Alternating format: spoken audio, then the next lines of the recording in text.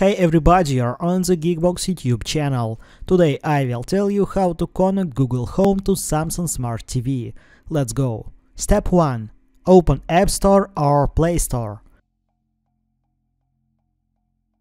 Find and install SmartThings app.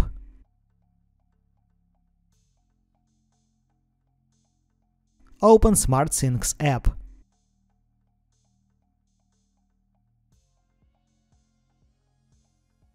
Devices.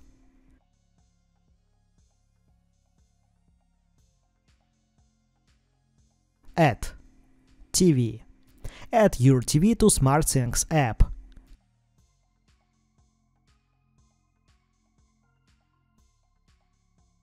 After you add your TV to the SmartThings app, open Google Home app.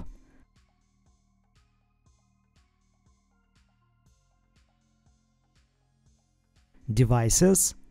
Add. Works with Google.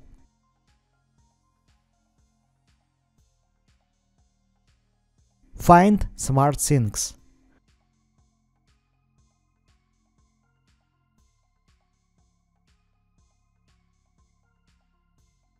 Link SmartThings to Google Home.